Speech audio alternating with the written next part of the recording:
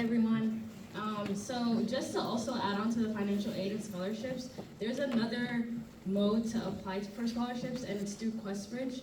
I'm not sure if we have it in this PowerPoint, but essentially, if you're a junior right now, in the fall, there's going to be a national college match that opens up, and essentially, if you are low income, if you come from a minority background, which we all do, you can apply to this, and essentially what it allows is if you get accepted as a QuestBridge finalist, you can rank all of your colleges, and if they select you or if you match, they basically cover your whole 4 years.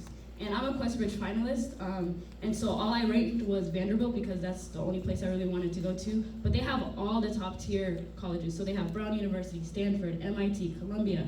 It's like 40 colleges, Pomona College, Columbia. So there's a lot, Emory, if you want to go to Atlanta. So there's a whole lot of options, and essentially a college just selects you, right? And so they cover everything. And I didn't match, but I got accepted to the ED2 version because Vanderbilt has early decision 2, like another round. And so they still pay me to go to school. So it's like they match you if you demonstrate 100% need and also with all of your application materials. But if you're a sophomore, can I see a show of hands for anyone who's a sophomore right now in high school? Okay, so we have a couple. So next year, in March, there's a National College Prep Scholars Program that opens up for QuestBridge, and essentially you apply like you're applying to college. So I did that my junior year, and it has a personal statement. You have to fill in like financial aid, so it gives you like a resemblance to FAFSA. There's personal recommendation letters from your professors or your teachers in high school, and so it resembles a college application. And lucky for me, like since I was able to do the College Prep Scholar, they have like fly-out programs to like different programs or like different universities that are partner colleges, and they give you like a college prep workshop. And so I was able to use the application that I applied to with the College Prep Scholars to my national college match. So I didn't have to rewrite an essay. I just used the same one. I didn't even edit it because they gave me advice, they gave me feedback. It was very helpful. So you would get paid like to go to school, and it's a really good opportunity. So if you guys want to learn more about QuestBridge, you can always find me or whenever we share our contact information, but it's a really good opportunity. So going from that personal statement, I was the most direct that I could be in my personal statement. There are people who are very creative. There are people who write metaphors or use analogies. Like you can do anything you want with your personal statement. And for the most part, they have similar prompts. So if you apply through QuestBridge or if you apply through Common App, there's another one, Coalition, I could be wrong, yeah. So they have very similar prompts, and you essentially just choose one that you're very attached to do, or like you feel like you can talk more about yourself. So the personal statement is a place where colleges learn more about you outside of your grades, your GPA, your extracurriculars. And so for mine, I literally started saying, my name is Bemnet, and I'm an immigrant, right? And all my paragraphs didn't flow. Like they talked about different things, but they talked about things that speak to who I am. So I talked about my parents, I talked about my brother, I talked about my country. So you have wide range, but what you essentially have to do is provide insight on your background, your experiences, and your goals as well. Like I think I ended it off of like what I want to aspire to do in the future, or what my passions are, or what my interests are. And this is the place where you can authentically be yourself. Like I recommend that you start this really early, like maybe the summer before your junior year. Like just start thinking about what makes you you. And it's gonna be very hard. Like it's very hard if you're not a reflective person, or if you've never really thought about yourself outside of these different labels that the school gives you, these different labels that society gives you. So being able to like continuously reflect throughout your high school experience really allows you to make this a better experience for you. And a lot of people, like a lot of my friends in high school, edited their personal statements like 6, 7 times. So it really, like, it's what you put into it. So if you really wanted to speak to who you are, you can. But if you just want to say, like, there's some certain cliches that they say don't write about. So don't write about your sports injury in middle school. Don't write about your cat. I mean, you can. But, you know, just something that really speaks and makes you special. Like, what makes you different than everyone else? What makes you become an asset to the university that you're gonna apply to? Because if you can say the same thing that anyone else can say just by their grades or their application, then what makes you different? So you have to talk about what makes you different, what makes you you, and sometimes it's just being as direct as you can. If you have a hard time trying to come up with this elaborate scheme of, you know, I saw a flower one day and the petals flew and I flew with it. Yeah, you do not have to do all of that. You can be very direct, or you can be metaphorical. It really just depends on you. And so it gives admissions a deeper understanding of who you are beyond your grades. So a lot of the top tier colleges provide a holistic approach to your application. So they don't just focus on grades. They don't just focus on your test scores. They don't just focus on your personal statement or your letters of recommendation. They kind of use all of those to kind of combine, like maybe you said, like a bio of who you are, right? So if you're not doing so great in your ACT scores or your standardized scores, which nowadays are test optional, I recommend that you still do submit your scores because that sets you apart. People are gonna choose the easy route. Take the test, do the hard stuff, because once you do the things that people don't want to do, that's when you become indispensable, and that's what colleges want you, because then they're like, okay, so if this person is willing to do something or take these harder classes or talk about something super hard in their life, then when they come to my university, they're going to make that same change. They're going to leave that legacy, right? So if there's something that you're very passionate about, your culture, your identity, your community, your family, your parents, like there's so much you can talk about, and I'm sure all of you guys have very individual and unique experiences that only you can speak to, right? And so this gives you an opportunity to do that. But yeah, so the thing is, like, you just have to start really early, because once you start thinking about it, it comes easy to you. And then I'll talk about some tips and tricks, which is on there, yeah. So like I said, start early, and there's different prompts, but like Questbridge had 2 big essays, and then they had very small questions, right? So they would say, if you could meet a historical figure, why? What are your favorite books? What do you like to do in your free time? All of those, I feel like Questbridge gives an opportunity for you to really demonstrate who you are, because they give you all these opportunities to speak about your interests, your likes, your passions, if you don't do that in your main essay, right? Common App, I think there's like, I didn't use Common App, I only applied to 3 schools. So yeah, I didn't really do it, but they have like a selection of prompts you can choose from, and essentially you just use that, and then I think all the schools that you apply to through Common App utilize it, and if they have supplemental essays, you can also add to that. And for the supplemental essays, what they're asking you is, why do you want to go to Vanderbilt? Why do you want to go to Emory, right? What about Vanderbilt speaks to you? And if you're just gonna, like, if you haven't done your research, if you haven't talked to people who go to this school, if you don't know any specific thing about either the majors you're interested in, or the faculty, or the community, or the living style, or anything that really demonstrates that you have an understanding of said university, then they won't want you to be there, because if anyone can research, anyone can search up a couple facts, right? You can say, oh, Vanderbilt is very top in the state. You can say that, but anyone can say that, you know what I mean? So you have to be very meticulous in when you do these supplemental essays. And so yeah, understand the prompt. Ask your counselors to help you. Ask your friends to help you. I asked people who are older than me, who already went through the college application process, to see if there is anything I should change. And if there were changes, could they see my changes? And also, this isn't just for undergrad. Like, you're gonna have to write a lot of personal things in your life, and this is like an opportunity for you to start, because even whenever people are going to grad school, they have to write a personal statement. And I think because of my undergrad personal statement, I was able to easily talk about all my experiences in my undergrad experience to truly demonstrate that why I should be selected for the program. And that's there's word limits, there's also minimum limits, so you have to be able to speak to who you are, and only you can do that. You can't get ChatGPT to write this for you, I'm sorry. So if that's what you're planning on doing, do not do that. You can use people as inspiration. You can ask people what makes me neat, or what is different if you're having a hard time. But if you start early, I think you will be fine. And you can, tell a story very authentically. You can describe a moment, an experience, and let that speak to how you acted in that experience. So if, let's say, you had a fight with your parents one day over something very small, but you learned something really big about yourself, that's an opportunity for you to demonstrate how you function as a family member, how you function as a daughter, a brother, a sister, all of that. And do not be broad. Please focus on the general specifics, because if you say, yeah, I have one brother, and he's so amazing, he's so great. What about him is amazing? What about him is great? And why are you recognizing that? What does that say about yourself, right? So this makes you become very introspective, and that's a very hard skill, because in college I've met so many people who are either very introspective or not introspective at all, right? Because the way they would interact with individuals would be very welcoming or understanding, but if you don't understand how you function as an individual, you can't really authentically make meaningful relationships in college. And that really starts in the personal statement. And some people may think it's not a huge deal, but it is. Like, this is where you start your personal journey into becoming something more, something bigger than yourself. And so if you're not willing to dive deep and ask the uncomfortable questions to yourself, then like it's gonna be a hard challenge, but I think everyone is perfectly capable.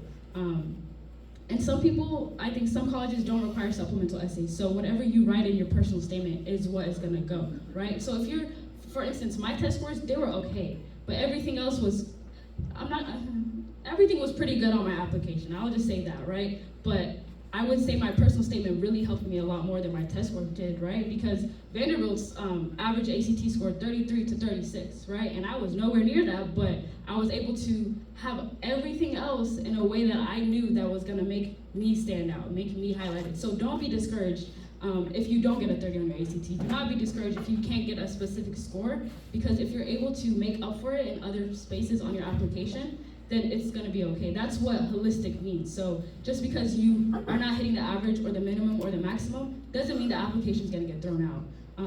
The higher or the lower the acceptance rate is, the more likely they will like holistically understand your application, right? They understand that people go through things. They understand that if you're working 3 jobs to support your family and yourself, that your grades may not be the best. But if you can explain that, if you can show that and demonstrate that you're a hard worker through not just your grades, not just your extracurriculars, how are your extracurriculars speaking to who you are? So my interests and passions in high school translated perfectly into college, right? So I would do like a Day of Nations festival at my at a school that I went to in Murfreesboro, and then now I'm the president of ESA, right? So it's like, there's, everything that you do will make sense, everything will come full circle, but you just have to be able to dig deeper. So yeah, also just show growth and learning. They want to see how you change. So if you had a specific mindset before entering high school, and something or someone came along and showed you something completely different, then demonstrate that, talk about that. They don't care if your grammar is basic. They don't care if you're just telling a story. Like, you can be as simple or as complex as you want. You do not have to be meticulous or very like elaborate like with the way you write. Just be you. Just literally be you. That's all I can really say. And then connect with the colleges. They will give you tips and tricks. Like the admissions counselors, reach out to them. Let them know your name. Because once they know your name and they see that you've been going to these virtual tours, they see that you've been going to these college campus visits, they see that you've been emailing them time and time again about this specific program or this specific funding opportunity for prospective freshmen, then whenever they see your application, they're gonna be like, oh, this is the person that said this. Like, they were very passionate, and like I think I want them to be at my school because they showed me without me even touching their application, right? So that helps a lot. So if there's a specific school you want to go to, start engaging with them early on. And you don't have to be in the same city to do that. But you can also talk about said experience you had at that college when you went, when you talked, when you did anything that regards to it in your supplemental essay or even in your main one. So yeah, stay organized and concise. Like I said, there's like a word limit. I tend to talk a lot. I think you guys are seeing that, but just be able to say what you want to say in the best way that you know how. And people are gonna help you make it shorter, make it longer. It's better to write a lot and then to take off later on instead of not writing enough and having to try to find space to add it later on. Like I said earlier, seek feedback and also be positive. Like, some people will read you your essay. Some people, not your essay, their essay, right? Or they will talk about their experiences writing their essays. And it could be kind of like, it's a competitive nature, right? When you're applying to colleges, especially if it's like a top tier school or just even regular schools around you, people are gonna be like, oh, what did you get on your ACT? What did you do this? What did you do on that? Like, what did you talk about? Stay true to yourself. Do not compare yourself to other people because everyone's experience is individual, right? And just because your path looks different does not mean you're lost. So once you understand that, you'll be able to authentically represent yourself in your personal statement. And you can only do that if you're positive and like understanding that it's a growth mindset, it's an incremental kind of path instead of just like a fixed mindset. So yeah, also proofread carefully, like make sure you read it out loud 2-3 times, like once a week before it's due. Add anything you want to. Just be sure to put as much effort as this, then more than like a regular essay for school. Like, I'm sure you have like revision processes for that, right? You get a certain grade, they say fix this, whatever. Do the same thing for this. This is as important, if not more. And so I have a couple questions that could help you get started if you haven't already started thinking about it. So what sets you apart from others? I mentioned this. What makes you you? Because everyone is a different person. So yes, we all are from similar countries, right? We all have similar backgrounds, but there's something specific and unique to you, and you need to be able to, speak on that. What are your academic interests and passions? This could be why you took this certain class, although it wasn't in the IB program or in the AP program. Like at my school, I took IB, right? And that started freshman year for me. But they didn't allow me to do the health career track because they were like, oh, it's gonna be too much for you. But I still took some classes to demonstrate that like I'm passionate about that, right? So even if the school puts limits on you, show them that you're limitless, because you can really demonstrate that through your academic interests and passions. So like I mentioned earlier, what experiences have been most influential in shaping who you are? You can talk about something in your childhood, childhood, middle school, high school, like something that was really pivotal that kind of showed a change in your thinking. They really appreciate that. When you're able to realize that, I used to think this a certain way, but then I met this person or I engaged with these people, and then I was able to expand my cultural perspective, where I was able to expand my own understanding of what identity means. Like those kinds of questions really help you delve deeper. And also think about your long-term aspirations and goals. Like you do not have to know what you want to do, even in college, you will learn more. Like whatever you think you want to do now, you may want to do it, but first semester you may want to change it completely. But your interests and passions will stay there. You know what I mean? So you could use that to talk about your long-term goals and aspirations. You don't necessarily have to be like, oh, I want to be X, Y, and Z because I took X, Y, and Z. Sometimes it's not that straightforward. Sometimes you take all those classes, you go into college, take a similar class, you're like, never mind. And then you get disappointed, but you need to understand that place of disappointment comes from somewhere. So once you're able to understand that you are not what you wanted, like your career, you're more than that, then they really appreciate that. So similarly, like what challenges or obstacles have you overcome, and how can you contribute to your school community? What have you done in your high school that no one else has done? What ideas have you brought to the table? What ideas can you bring to the table, right? In undergrad, there's a lot more resources. There's so many that I can think of, even at Vanderbilt, which I think is the best school in Nashville, sorry to you. You're able, I can personally speak to it, Iman and Nidia can personally speak to it, but we were able to travel for free. I went to Italy, India, Galapagos, Ecuador, and I have not had to pay a cent. You know what I mean? So the school that I went to for high school academically prepared me enough to take harder course loads so I could manage that so much more. So whenever I was a junior and senior, I had a lot more free time. I was able to focus on, traveling the world, doing whatever I wanted. And I didn't want to go abroad, right? Because I don't want to leave home. I don't want to leave my church. I'm a homebody for real. But this was an opportunity to let me go there for a week for free. So I'm saying if you're able to demonstrate or to understand that all these schools have all these amazing resources, not just Vanderbilt, but Belmont, Lipscomb, MTSU, you just have to be very conscious and also introspective to get there. Because once you're there, you can use it to your advantage because they have a lot of money. And so obviously the last question, why are you interested in attending this college or university? Do a deeper dive for that too. Don't just do the first thing that pops up about that university. There's specific things, and even for grad school, I had to do that. I had to talk about what majors or minors in the grad school program I was interested in, why. And I wouldn't have found that unless I talked to an admissions counselor, or I talked to a faculty, or I had networking. And sometimes just talking to professors and telling them your interests early on will help you understand what you want to do in this personal statement. So don't be afraid to be vulnerable. I think everyone is scared to do that because you're never really taught how to do that in a proper way, and that's no one's fault. But this personal statement really gives you that opportunity to think about who you are as an individual, as a functioning member of the society, and also how you can, greatly contribute to your university community. Thank you, and I will be giving it to Iman. Okay, so let me interrupt you here for about 10 minutes. I would like to have a break so that everybody can get a refreshment, and then we will continue. So please help yourself. There are some, get some sambusa, so, and water.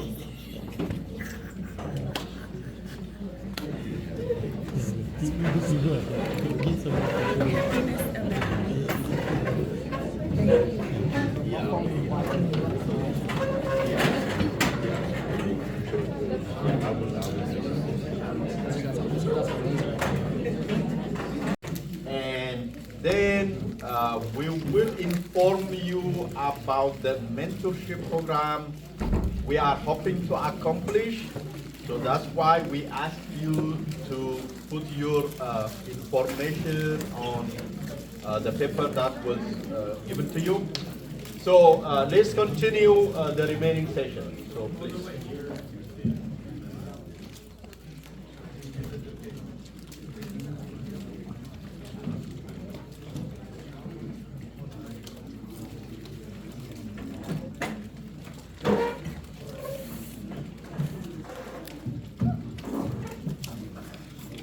Hey everyone, I know we just left off talking about personal statement. Bem said a lot. Oh, I don't know what she is. But like the only thing I would add is she really made a good point of showing how much the personal statement matters in the whole application process. She mentioned how anybody can have, let's say, I don't know, 4.0 GPA, they can have this SAT score. This personal statement is gonna be what sets you apart from other kids who have those same scores.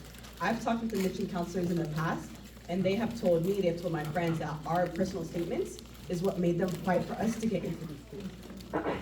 So you want to give them a story that will make them bond with you, to want to advocate that you should get into this school, even if, like Bemnet said, you don't necessarily have the scores that are on the level that are necessarily the average of the school.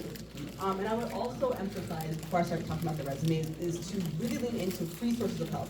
I know most of us here are first generation, we're low income, a lot of us. There's so many programs that are tailored to students like us that will help us. So she mentioned Pressbridge. I know where I'm from, we had like local programs, so look up Tennessee system programs, Nashville system programs, and also free sources online for like SAT and ACT prep. I know I'm from the DC area. We do the SAT primarily, and so we use Khan Academy, and it was a free resource. I remember when I first took the SAT, and then I practiced Khan Academy for literally maybe a month, my score improved by 150 points, just by this resource. So I would say really take advantage of what's available online, as there's been a big push to have resources for students, just in the past couple of years, especially with coronavirus and like everything turning virtual. But I'll start going into the resume. So I know y'all might not think that you have enough stuff to put on your resume, but I want to emphasize today that you honestly really, really do. I think a lot of us, as kids of immigrants, we don't give each other enough credit for the things that we're doing. So, for example, I know like growing up, I helped my parents with, if they were paying the bills and they didn't necessarily how to call a phone company and like speak in English to them, if they didn't know how to use the online bill paying platforms. I wrote stuff like that on my resume. So I put like a line, immigrant advocate, and I talked about how I helped them translate documents, how I helped people in my community apply to certain jobs, help them make resumes themselves because they didn't have experience. And talk about that, because we may think this is natural because we're kids of immigrants, this is something we do, but these other kids who are not children of immigrants, they're not doing that. And so we're doing that on top of school. So we have to give ourselves credits for the things that we're doing in our free time to help push our community forward. And I would also say, talk about stuff like, I know Bemnet tells me about her work here at the church, how there's a youth program, how you guys do car stuff. That's stuff you can put on your resume to show that you're a multifaceted student, right? You're not only someone who goes to school, who does the extracurriculars at our school that are very important, you're also someone who's contributing to your community. So I know for me, my messaging growing up, I was on the youth program, I was one of the youth leaders. And so I talked about how we had weekly meetings and we talked about stuff related to Islam and how we connected that with our Ethiopian identity. And that's something I didn't put in my extracurricular section on the Common App, but I was able to put in my resume because that had more space there. And so, so this is the typical format of a resume, right? So I know a lot of the times when you look up a resume, you'll see resumes that are like pink and blue. No. We're keeping it black and white and as simple as possible because you want your commitments and the stuff that you put on your resume to stand out as much as possible. And so you're gonna start up here. Because you guys are in high school, you have a little bit more space to work with because you don't have work experience necessarily, right? So you put a little bit of a description. Put something that isn't necessarily reflected in the rest of your application, right? So you might have talked about your school extracurriculars, you might have talked about your grades and stuff like that. Maybe over here, talk about your goals in life, in your career. So like, for example, if you're interested in computer science, an avid computer science, I don't know, person who has interest in it. And so, let's say you're applying for computer science, you're applying for, let's say, Africana studies. You want your resume to reflect that if you can, right? And so this next section here is education. Obviously, your application will have a lot of information about that already, so honestly, keep that pretty short. You're gonna put your school, you're gonna put your year, your GPA, your relevant coursework. So let's say you're applying for example, when I applied to college, I applied to Africana Studies because it had a higher acceptance rate at some of the schools for that major. I put courses that I took related to that. and then also put awards you may not have had space to list on other parts of your application. And again, you already did it, but just put the clubs that you're doing at school. Now, I would say the resume is really to show where your outside of school commitments are. And so I would really emphasize using action verbs at the beginning of each of these lines. So I see a lot of kids when I look at their resumes, they say, oh, I went to a meeting every single week. That's not enough.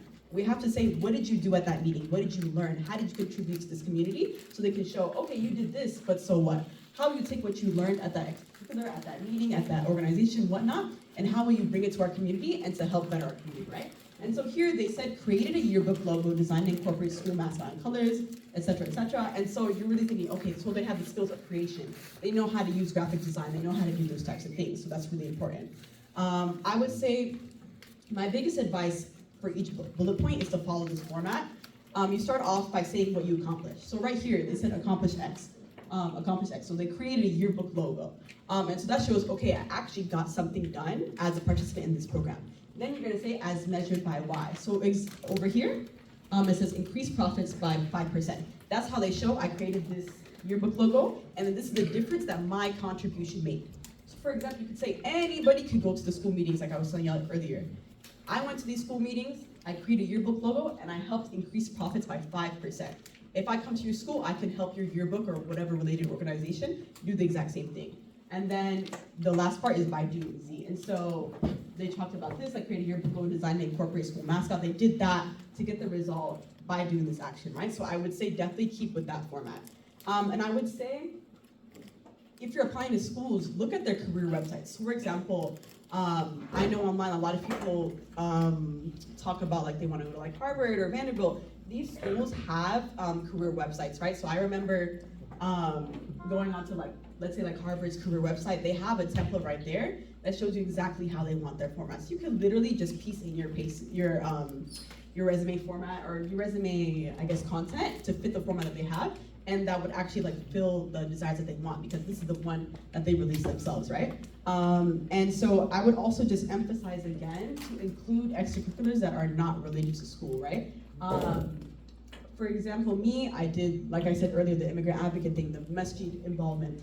But I would also talk about maybe more fun things that you did, right? So for example, in high school, I was part of like the pep squad.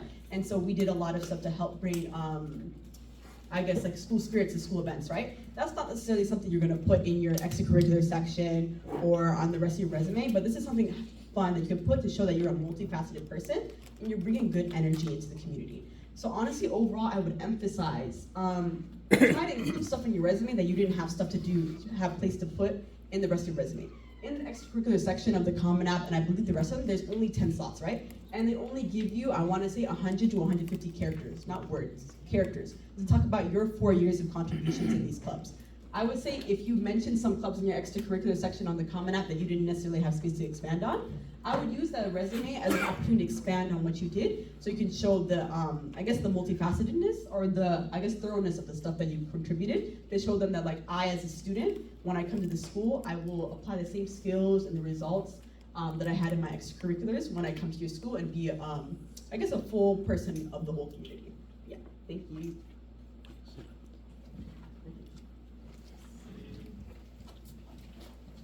Okay, so this is the last section. This is interviews. Helena talked about this a little bit in the beginning. This is a very situational thing. Not a lot of schools have admission interviews. Most of the times it's for like top tier, so your regular Ivy League schools and top 20 schools.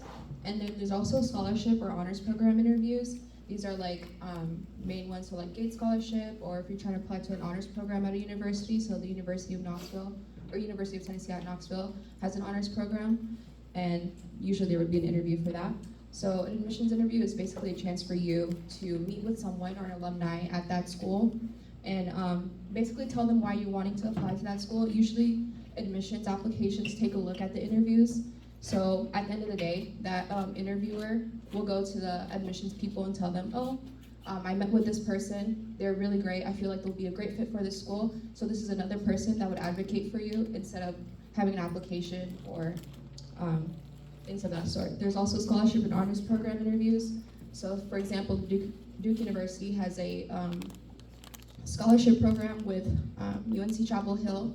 So their thing is that they'll give you a full scholarship with the program. So I had an interview with them and things of that sort. So like, this is just a chance for the committee to talk to you and see why you would be the best fit for their program and be able to give you the money to go to their school. So what does an interview look like? Okay, yeah, so it's either an individual or a committee. So it's usually an alumni for if it's an admissions interview. So Georgetown University, I had a interview with an alumni from Nashville, and I talked with her and she was able to advocate for me for that school. And then with committee programs, so like University of Tennessee at Knoxville, it was a group of 2 people who interviewed me. And then these interviews usually last for 20 to 40 minutes. So it's basically just you having a conversation with that person, seeing, for one, like your interests and why you want to go to that school. And also you can ask them questions and see how their experience was at that university.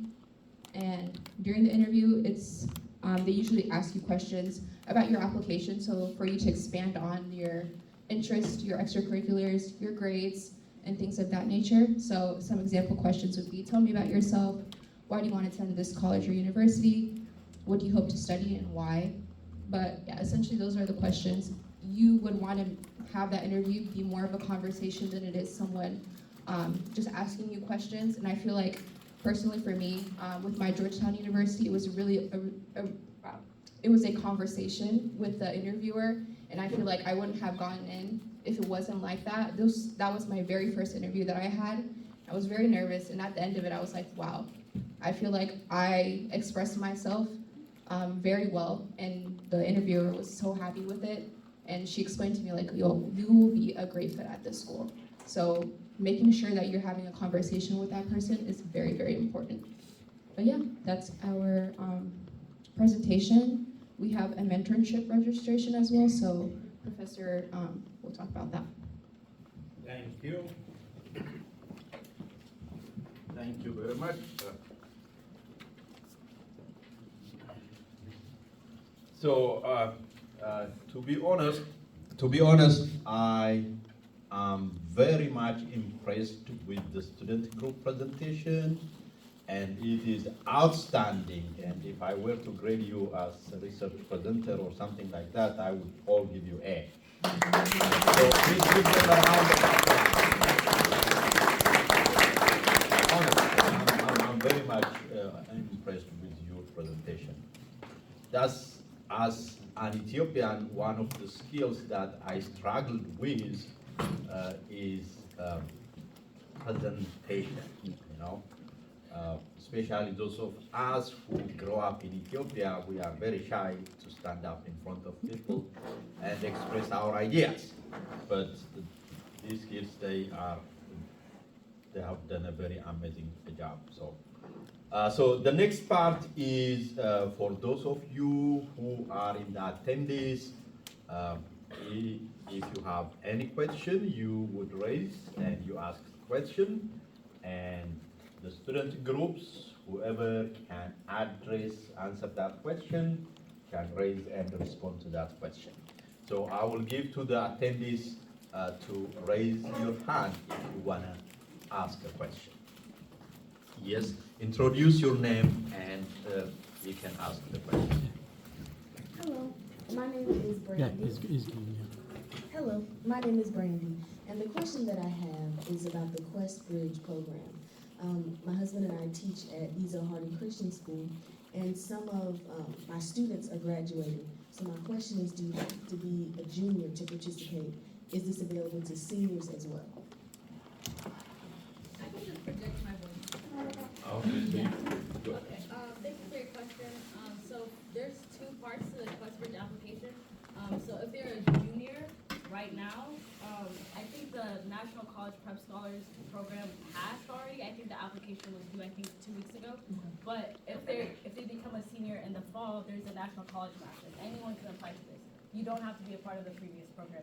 That kind of just gives you a leg up in terms of workshopping your personal statement just having an idea of what the college application looks like. But any senior can apply to the QuestBridge National College Match, and it starts, I think it's opens August 1st, and it's not due until like September 15th, so it's not a long time. So just being able to start early is very important, and they just submit all their materials, and by October 15, around that time, they'll be notified if they're a finalist, and if they're a finalist, they can rank schools. So I think you can rank up to 13 or 15 if I'm not wrong, and you can rank up to 1 or 15. Like, you can do whatever you want, but if you rank a school, that means that if they select you, you're binded. So this is like early decision to all the schools you rank, essentially. There's, I think, 4 colleges, like MIT, Stanford, and maybe Columbia, or there's 4 schools that if you match to those schools, you do not have to go. It's not legally binding. But every other school, like Emory, Vanderbilt, Duke, Tufts, I said Columbia twice, but nonetheless, like, you have to go to that school. So be sure to like rank the schools that you wouldn't mind going to, and they would give you really good aid if you match. But if you're just a finalist and you don't match, that means certain schools like Vanderbilt, they have like ED2, and then they have regular decision. So if you don't get it through the match, you could get in through ED2. They still give you a really good financial aid package.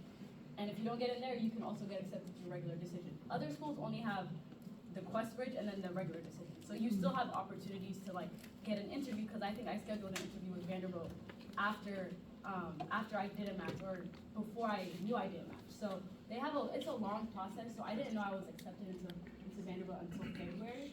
So it's like I applied September and didn't know until February. So that was it was very anxiety ridden, but nonetheless, it's a really long process, but I think it's definitely worth it. Gratitude. Thank you.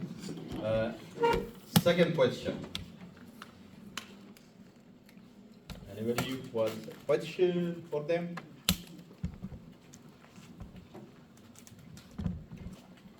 All right, so I guess if there is no more question, then I will make okay. Professor Yana. Now it is done. What is your Questions, just for the students, for ACT and SAT, the school only lets you test free maybe twice a year or maybe 3 times a year. But you can actually pay from your pocket, be able to take it as much as you want. They didn't add them, but I'm just doing it, okay? They only take like, you wanna add it? Yeah, please. Oh. Some high schools give you waivers, so I highly recommend do not pay for the SAT or ACT. Do not do that. Go to your counselor, ask them for a waiver so you can pay, so they can pay for you. You don't need to pay $30, $50 to take the test when you don't need to. Also, College Board, if you put in your financial aid, or if you tell them that you're low income, they don't ask you like questions about how much your family makes, but they'll ask you like a couple questions about your situation, and then they'll pay for you every single time with the SAT at least.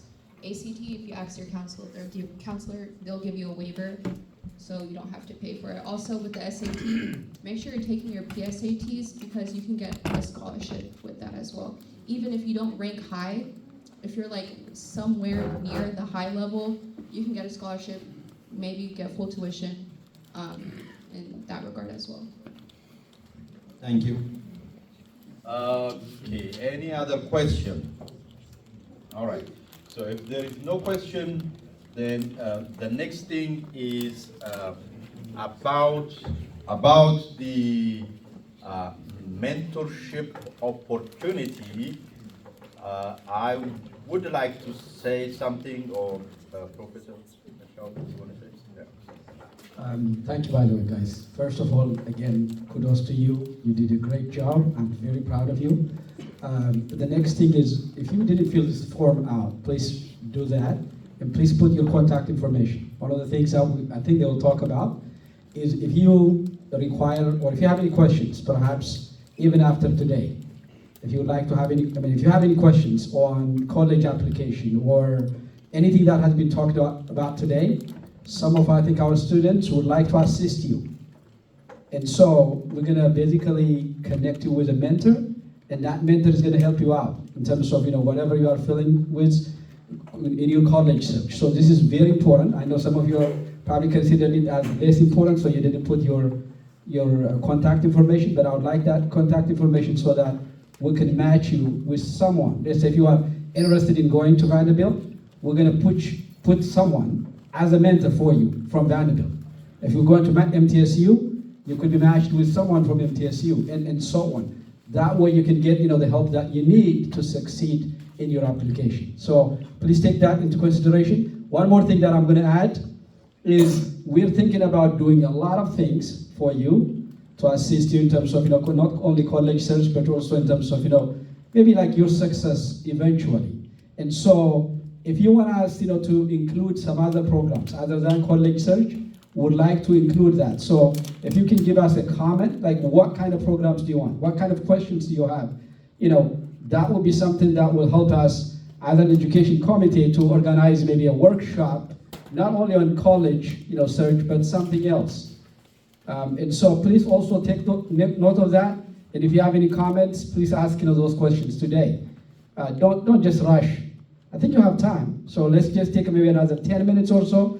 And if you have any questions, please ask those questions before you leave. I have a lot of questions, I'm quite sure, about college application.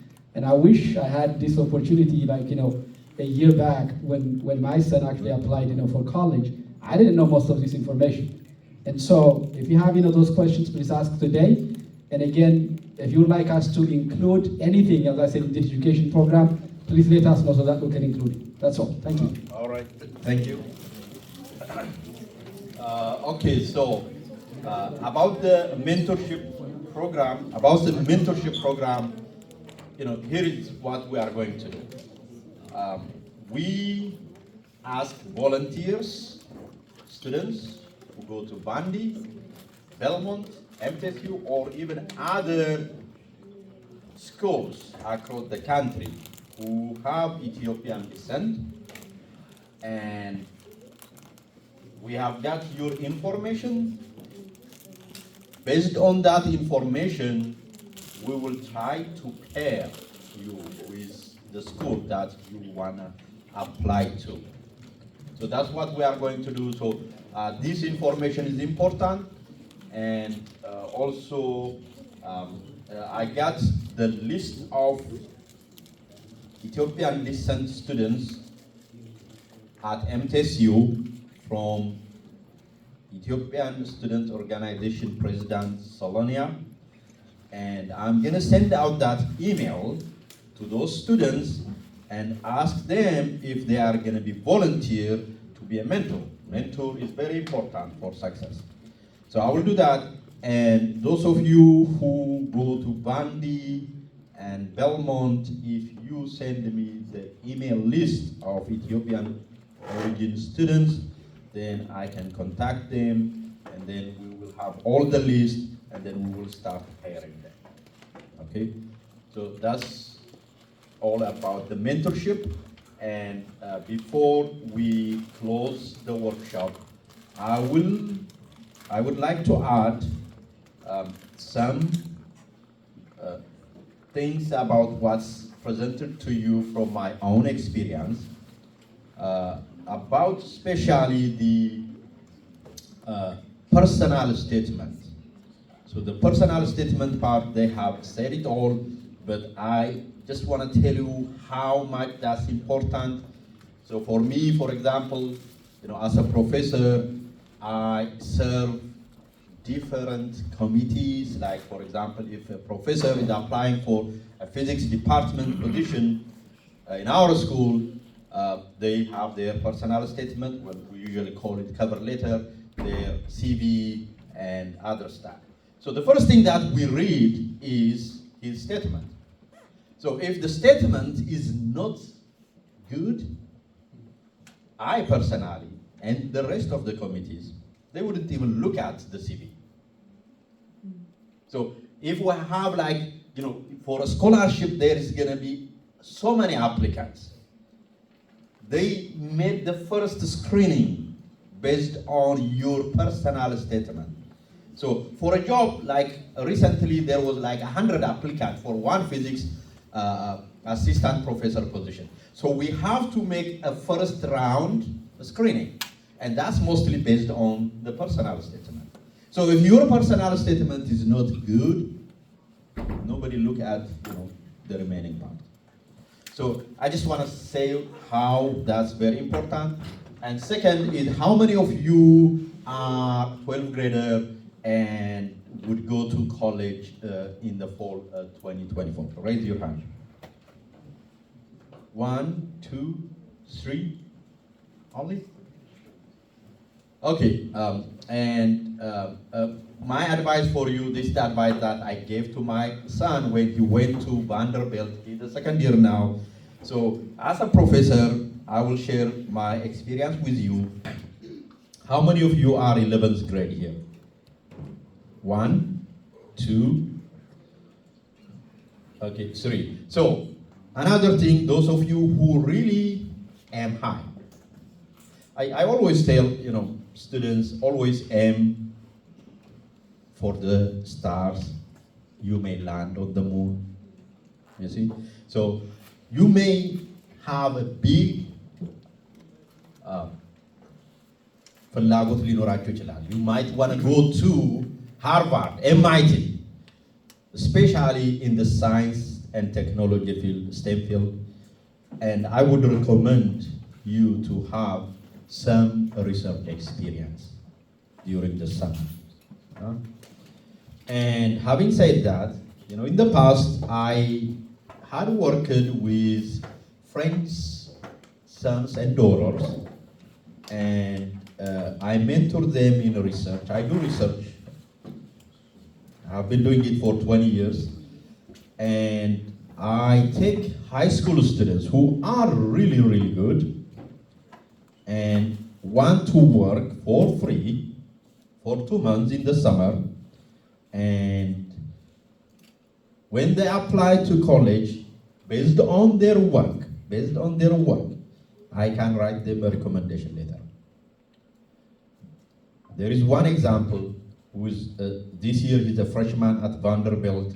He did a couple of years ago research in my lab, and actually the research he did recently got published, and I wrote him a recommendation letter, the research he has done, and the result of the research. At the time he was in a process of being published, and he got accepted. Well, of course he had also a very good background. It's not only the research that he did made him accepted at that school. So this year, I'm not gonna accept students through friends, but if you send me your CV and your GPA to my email, I can give you an opportunity to do research in my lab. You can visit,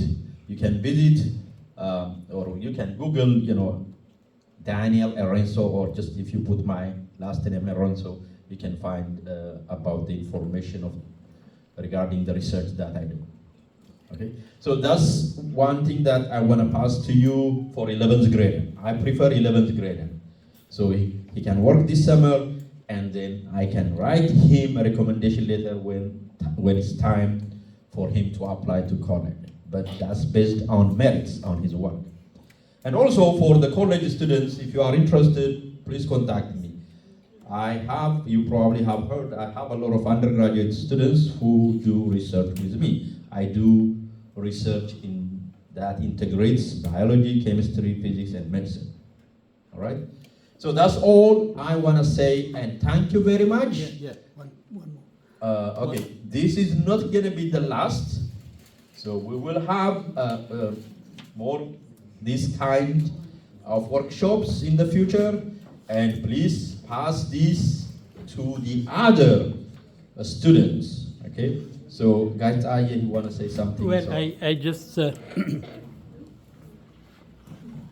thank you so much. I am really impressed with the presentation you gave. Thank you. I just want to say something about community service. Here we have Teddy, the Ethiopian community president. High school students need to do some community service, whether it is in church, Ethiopian community, or Hamsa Lomi, Whatever hour you put in, you will put that in your resume. And I'm working for Fisk University. We have a minority scholarship in different various things. I was asked by a couple of college students to write some recommendation, which I did. And if any of you would like to do internship in the minority area, please let me know. And it is very important for you to do community service.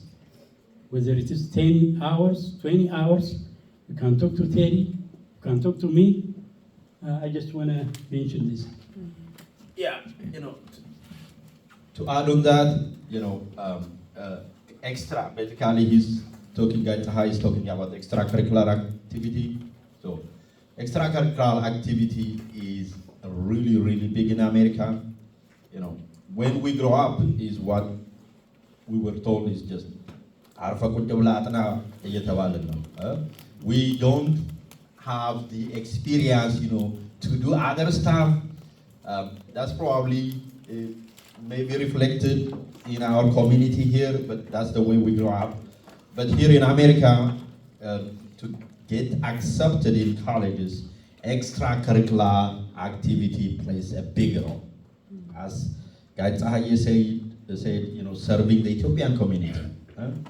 Going to a hospital to visit, old people on your free time, have a conversation with them. That makes a big difference, okay? So having said that, I will pass it to. I just want to mention one more thing we're planning on. That is a college visit. So I don't know how many of you would be interested in basically going to these colleges. Let's say, I don't know how many of you are interested, for instance, in visiting MTSU. We're planning on a summer sort of, a school visit. Basically, of course, some of our, college students who are going to be there, they will help us in terms of arranging this. So if anybody is interested, we're kind of thinking about having a summer sort of college visit, not only to MTSU, any other colleges around here, whether it's Vanderbilt, Lipscomb, Belmont. By the way, don't forget TSU. Okay? I teach, by the way, at TSU. So please don't forget, Tennessee State University. I know some of you may not be going there, but some of you might be interested in going to TSU as well. If you are, I would also probably arrange that as well, if necessary. So the point is though, are you guys interested in maybe having a college visit this summer? Not just to MTSU, but to Vanderbilt, to Lipscomb, Belmont, and so on. Is you guys interested? Yeah, raise your hand if you are interested. I just want to, we just want to know, yeah, if you guys are interested, so that we can work on it. Okay? Looks like there is some interest, or maybe at least 50% of you probably are interested. So we'll plan on that, and we'll work, of course, with our college students to arrange that, and we'll let you know when we're gonna do this. All right, thank you. all right, so our president, we want to say a few words. Thank you. Like everybody else, I'm so impressed, and thank you so much. And keep doing this, like Dr. Daniel said, this is not going to be the end. We'll have this going on every year, and we can do this with your help. And one of the students, Nahom, he left, he said that, I wish I had this kind of conversation before I get to college in LA. So Leslie, I hope everybody who's in high school now, everybody around here, you got very, very important information. And thank you again. On April 21st, run with ECAN. Every year, you reach out to athletics, basketball, soccer, tug of war. tug of war አለ የተለያየ ጨዋታ አለ ብዙ ታርጌታችን ደግሞ ወጣቶቹን እናንተን ነው ስለዚህ ተጋብዛችኋል እንዳትቀሩ ወላጆቻችሁን ይዛችሁ ሁኑ ሪፍሬሽመንት አለ ጨዋታ አለ ኤፕሪል 21st 12 to 6 እንዳትቀሩ ፌስቡካችን ላይ እንለጥፈዋለን በተቻላችሁ መጠን ደግሞ visit our Facebook share it like it and it's getting very very much popular and with your help it will be greater. Thank you so much again. Okay, just one more minute, excuse me. It's not only once in a year. We plan to do this 3 times a year. And it's too late for those who are going to college in the fall, but we are trying to make this more accessible for the 11th grader. All right, thank you, good night.